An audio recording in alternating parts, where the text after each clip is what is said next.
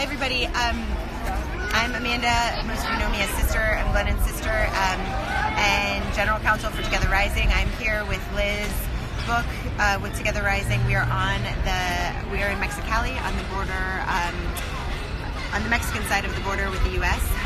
Here's why we're here. In May, about 9 months ago, when we learned that family separation was happening at the border, that asylum seekers and immigrants were having their babies torn away from them, some as young as 8 months, our hearts were broken, and we reached out to you, and you, over 76,000 of you, pulled together your small amounts, whatever you could give, and together we raised $4.2 million.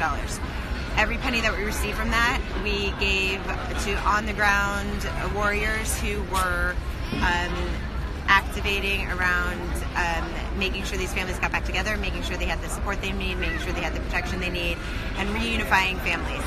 Here's what happened shortly after this policy became public. The administration started deporting parents without the children that they had separated them from.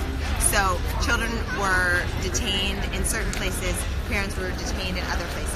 The administration decided to deport the parents without the children and then deemed them ineligible for reunification with their kids because they were already deported. So basically, in order to not have to worry about reuniting them, they deported them.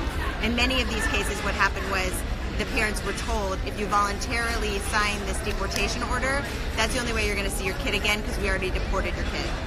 Then they got back to country of origin and realized their kid was not there. Their kid was still detained in the U.S. They had no means of contacting them and no way to know if they'd ever see them again.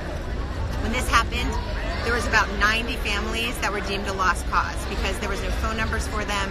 There was no way to contact them. Many of these people lived in remote villages in the mountain areas of Honduras, Guatemala, and most of them did not even speak Spanish. They spoke indigenous language for which there are very few interpreters. That is when the warriors that we work with at this incredible organization called Al Otro Lado, together with another amazing group at Justice in Motion, got together and we said, we cannot accept that there is a case where it is hopeless for parents to ever see their kids again, especially at the hands of our own government, who is detaining their kids in the United States. We got together, we activated this network called Defenders Network, and these are advocates all over Central America, and what they did is they literally went town to town, door to door, without names of parents, without anything, and just said, we need to know who is it that got separated from their kids? What is happening? Show us who they are. We're here to help. All of your dollars went to fund that effort. They found all 90 of them, all of those parents, and have been working on reunifications, have been working to respect their wishes.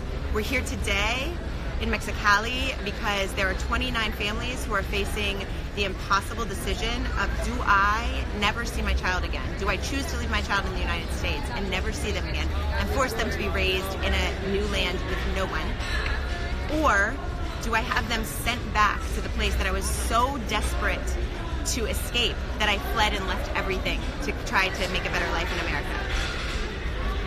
We believe, you believe, that is an impossible choice and one that no parent should ever have to make. So we're here with them to stand with them and say, you have a right to live, you have a right to be safe, you have a right under international and U.S. law to present yourself for your asylum claims, and you have a right to come back to America and demand your child back. So these 29 families are here. They have all been separated from their children. Their children are on the other side of the border. We are going to stay here with them until the U.S. meets its legal requirements to process them for asylum and to reunite them with their kids. We need you to share this as widely as possible. We're here right now. We've been here for a few hours. Border Patrol is saying that they do not have capacity to process these people. We expected that to be the answer. We do not believe it's true. They're not revealing information about their current capacity, nor are they open to us going to other ports of entry in order to process these people in other places that have capacity available. So we know this is a tactic. We need everybody to share this to keep the pressure on. We also need you to give. These families have been through so much. They lost everything in trying to come here, and then they lost everything again in trying to get back here to get their kids. We need to stand with them. We need to provide them support and advocacy, and we're asking you to do that now. It's togetherrising.org/give.